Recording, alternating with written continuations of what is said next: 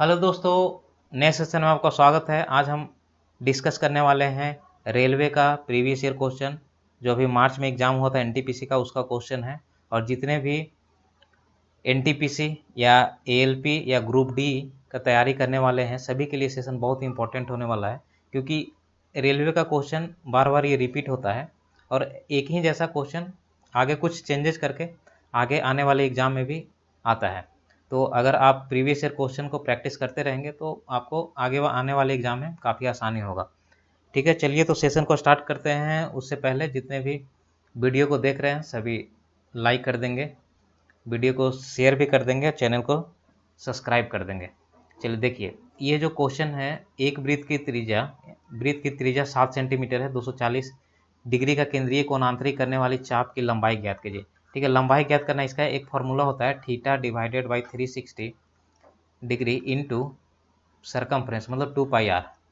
ठीक है, तो देखिए थीटा को हम 240 डिग्री है, theta 240 degree divided by 360 into 2 into pi लेना है हमें 22/7 इंटू रेडियस हो गया 7। ठीक है, 7 कट गया, ये 0 से 0 कट जाएगा, 2 से 18 दूनी 36 और ये 9 दूनी 18 और 11 दूनी 22। देखिए 24 इंटू 11 कितना हो जाएगा आपका 240 प्लस 24,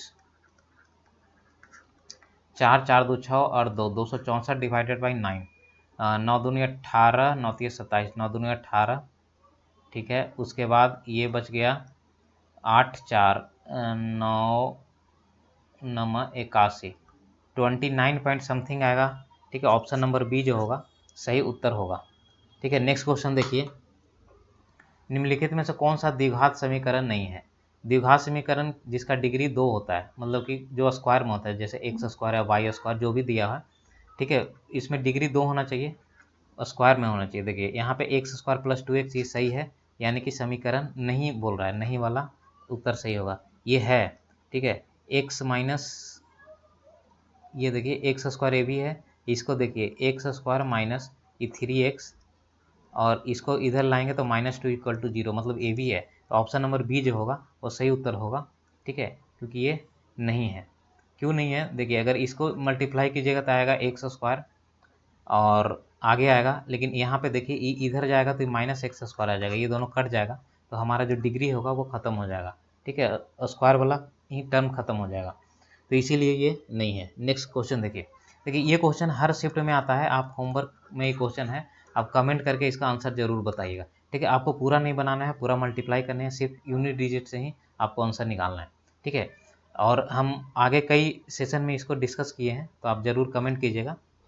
ठीक है, नेक्स्ट क्वेश्चन देखिए, 10 प्रेरणों के का समानांतर माध्य, देखिए ये माध्य लिखा हुआ है, माध्य 6 है और उनमें से 9 प्रेरणों का योग 49 है, तो 10वां प्रेरण ज्ञात कीजिए। देखिए 10 प्रेरणों का समांतर माध्य, माध्य जो 6 है, मतलब कि 10 इंटू 6 करेंगे तो टोटल इसका योग हो जाएगा 60, मतलब ये 60 है पूरा, और इसमें 9 का है 49, अब पूछा है 10वां, तो इसको माइनस कर दीजिए, यही हो जाएगा 10वां 11।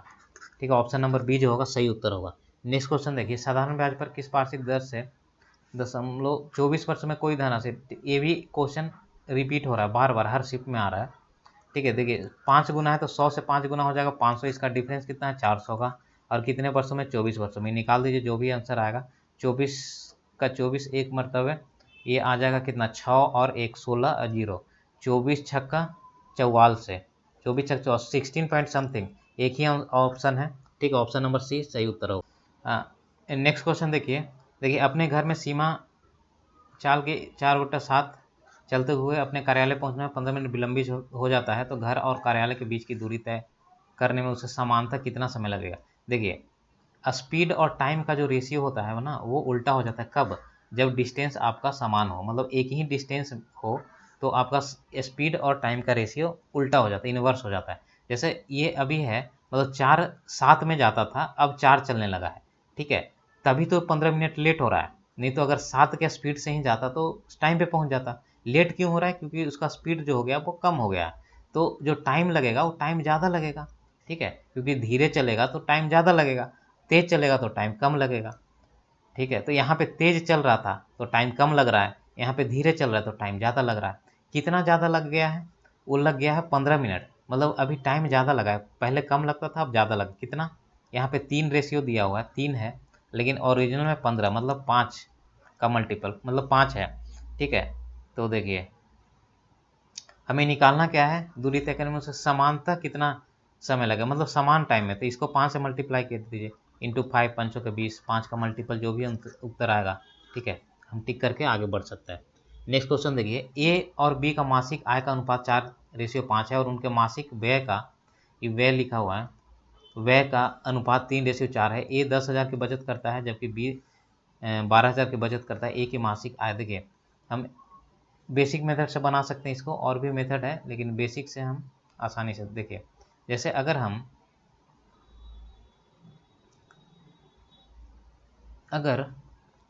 हम इसको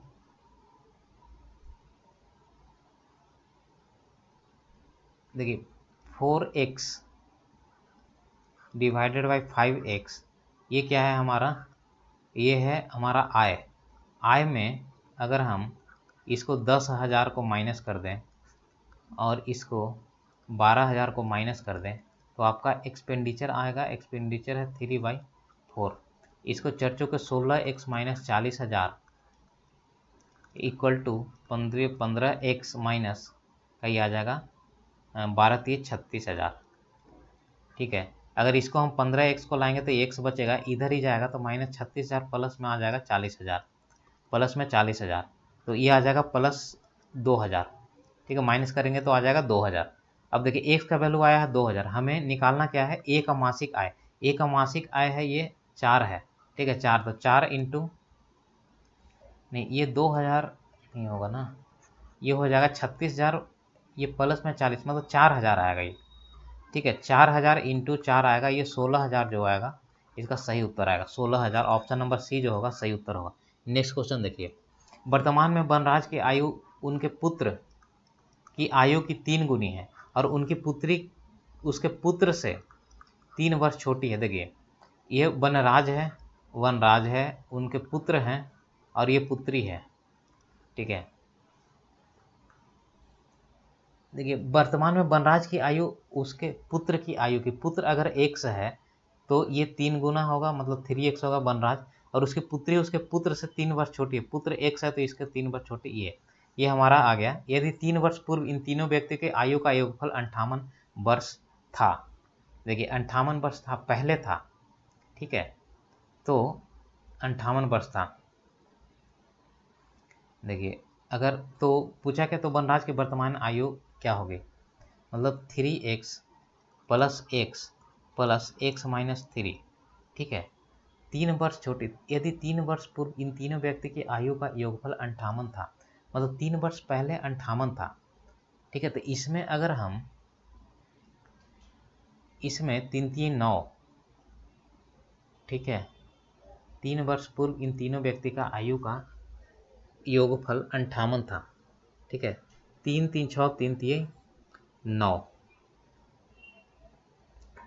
अगर हम इसमें 9 को माइनस कर देंगे हम, क्योंकि ये 3 वर्ष तीनों में आएगा, -3 -3 -3, तो ये आ जाएगा -9। तो ये कितना था, 58 साल था। कब, 3 वर्ष पहले। तो हम इसीलिए 3 -9 एक ही साथ कर दिए, तीनों में माइनस माइनस करेंगे तो एक साथ हम माइनस कर सकते।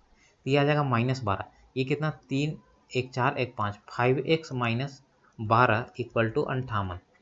ठीक है, तो 5x इक्वल टू 58 प्लस में 12, तो x इक्वल टू कितना आ जाएगा, ये आ जाएगा 8 2 10, 5 1 6 1 7। ठीक है, ये 5, तो ये कितना आ जाएगा, 8 2 10 0, 5 1 6 1 7, तो ये आ जाएगा आपका 5 1 मरतबे 5 और 5 के 20 14। ठीक है, 14 आ गया।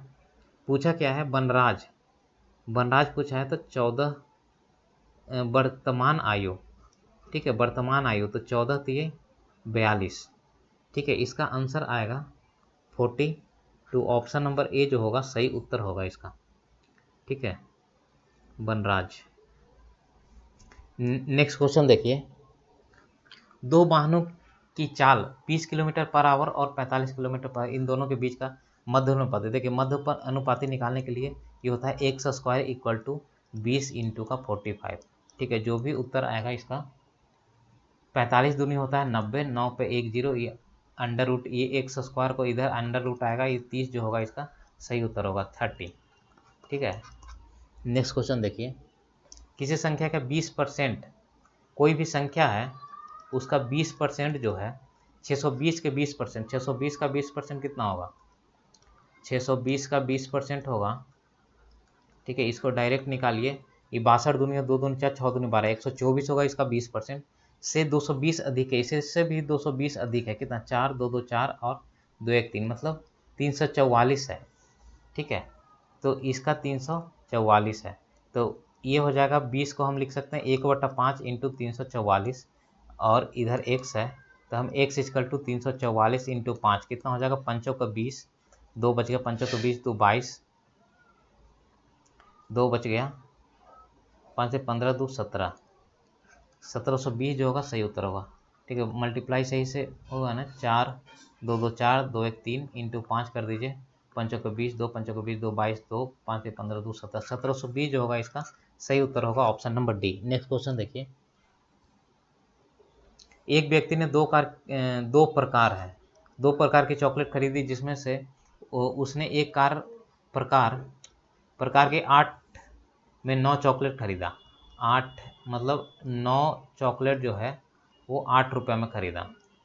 ठीक है, 8 रुपये में, और दूसरी चॉकलेट 8 की दर से खरीदा, मतलब कि 8 की दर से, मतलब 8 रुपये में एक खरीदा।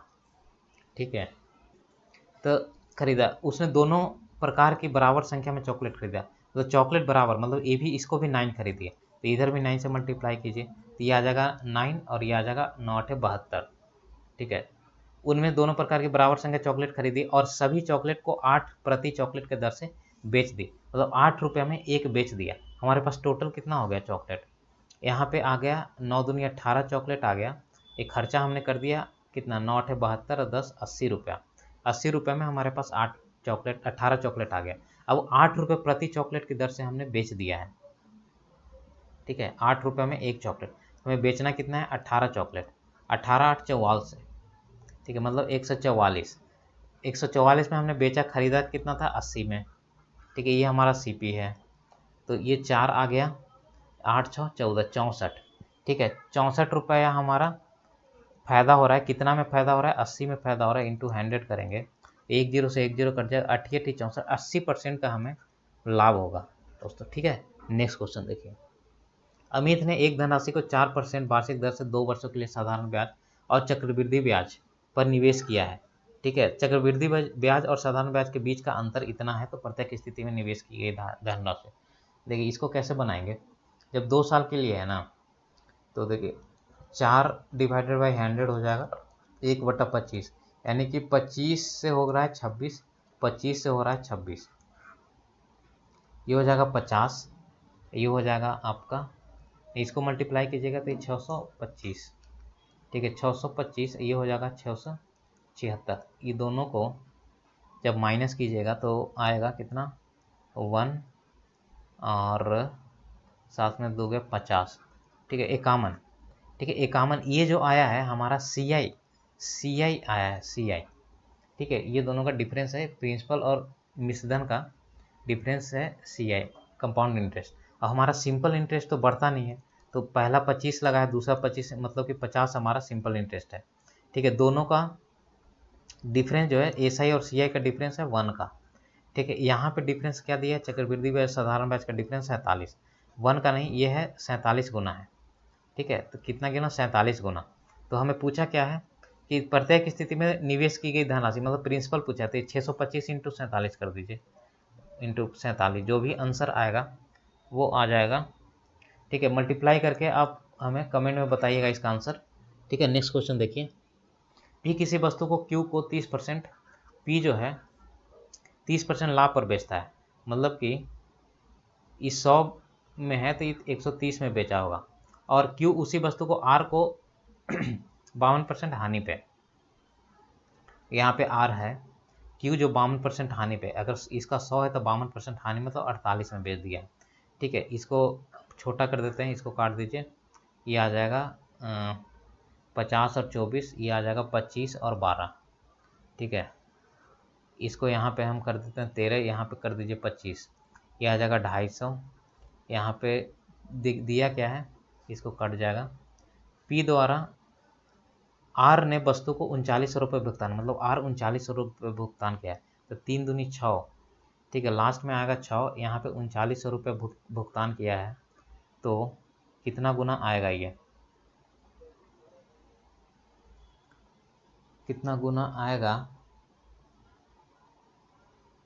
ठीक है, ये आएगा यहाँ पे जरूर एक 6 है, 6 दूनी 12 6 18 5 आएगा, ठीक है, 5 अगर आएगा उसी में ये लास्ट में 0 आएगा, ठीक है, और अगर जब 5 आ रहा है तो इसमें आप मल्टीप्लाई कीजिएगा, ठीक है, हमें P का पूछा है, देखिए P का पूछा कुछ भी हो हमें इतना से मतलब नहीं है, अगर यहाँ पे 0 आ रहा है तो लास्ट में ज़रूर 0 आएगा, ऑप्शन नंबर 1 ही में 0 है, ऑप्शन नंबर C नेक्स्ट, ठीक है, ये सही होगा, क्योंकि हमें इधर हमें ज़रूरत नहीं है, ठीक है। आगे देखिए, गिरीश ने एक परीक्षा में 831 अंक प्राप्त किए हैं, उनके अंक पूर्णांक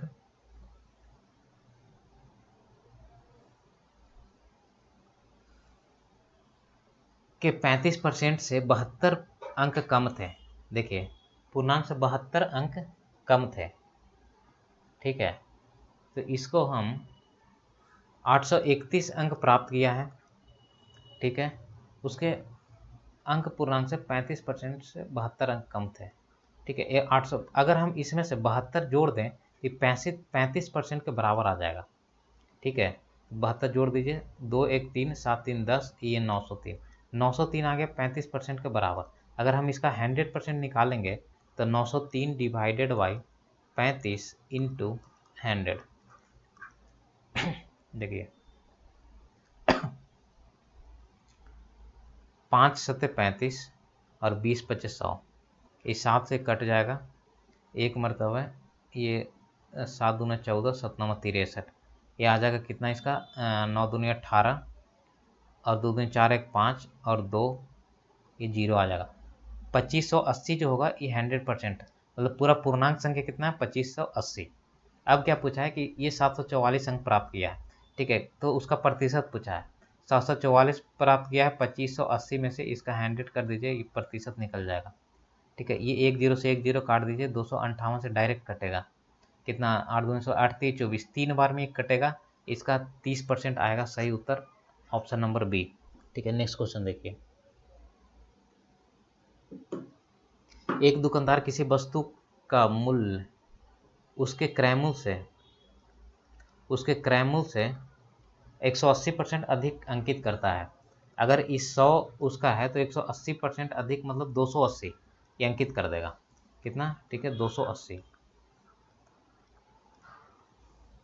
152% इसको लाभ कमाना है, मतलब कि ये 152% लाभ कमाएगा तो 252 इसका ये बेचेगा 252 में, ठीक है, तभी ये लाभ कमाएगा 152% का, तो अब पूछा है कि अंकित मूल्य पर कितने प्रतिशत की छूट देने चाहिए इसको, ठीक है, अंकित मूल्य पर कितना परसेंट छूट, मतलब 280 है, ये 252 पे इसको बेचना है, तो ये आ जाएगा 8, ये 7 में से 5 गया तो आ जाएगा 2 इकट, मतलब 28 का 280 में निकालेंगे तो ये आ जाएगा 10%, मतलब कि 10% जो होगा इसका सही उत्तर होगा ऑप्शन नंबर ए।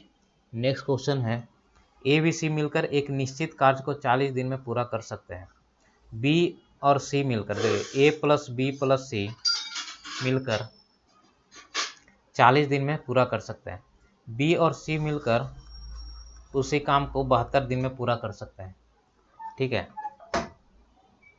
तो ए बी सी 40 दिन में, अब बी प्लस सी 72 दिन में, तो देखिए इसका एलसीएम हम निकालेंगे 40 इंटू 72, ठीक है, तो इसको ये आ जाएगा 72, ये आ जाएगा 40, ठीक है। बी की दक्षता ए से 50% अधिक है, मतलब कि बी से दक्षता ए का 50% अधिक है, मतलब कि 50% मतलब हम 1/2 लिख सकते हैं, तो ये हो जाएगा आपका, मतलब अगर हम लिखे ए और बी का, तो बी की दक्षता ए से, अगर ए का कितना है 2 है तो ये बी का हो जाएगा 3, मतलब बी का ज़्यादा है, ठीक है। अब देखिए यहाँ पे ए प्लस बी प्लस सी है, ए प्लस बी प्लस सी है, और यहाँ BC का दिया हुआ है 40 क्या इफ़िशियंसी, और पूरे का 72। तो अगर 72 माइनस 40 कर देंगे तो कितना आ जाएगा 2, और ये आ जाएगा आपका 7 में से 4 गया 3, मतलब 32 इफ़िशियंसी आ जाएगा ए का 32। लेकिन यहाँ ए का कितना है 2, तो ये आ जाएगा 32। ठीक है, मतलब कि ये आ गया 16 गुना। ठीक है, 16 दूना 32, 16 गुना। ठीक है, तो अब देखिए, अब इसको क्या करना है, इस 16 गुना है तो हमें निकालना क्या है। अब आते हैं निकालना, ABC मिलकर 16 दिनों तक कार्य करते हैं। ABC यहाँ पे 40 दिन तक कार्य किया, मतलब 16 दिन तक कार्य किया है। तो बचा कितना है, हमें बच गया है हमारा 4 और 3 में से 1 गया 2, 24 दिन का बच गया है हमारे पास। ठीक है, इफ़िशियंसी इसका कितना है, हमारा इफ़िशियंसी है ABC का 72। ठीक है, और हमें निकालना किसका है, बी का इफ़िशियंसी कितना है, ये तो 16 इसको 16 गुना कर दिए, 16 32 16 48। ठीक है, 24 दूना 48, ये 2 से काट दीजिए, 36 दूना 72, मतलब 36 दिन में पूरा का पूरा काम कर देगा हमारा पी। ठीक है, ये क्वेश्चन अगर समझ ना आए तो फिर से एक बार देखिएगा। ठीक है, आसानी से आपको समझ आ जाएगा। ठीक है, नेक्स्ट चलिए, तो हम सेशन को यहीं पे एंड करते हैं और मिलते हैं नेक्स्ट सेशन में और भी अलग क्वेश्चन के साथ में, कुछ प्रीवियस ईयर क्वेश्चन, कुछ एक्सपेक्टेड क्वेश्चन।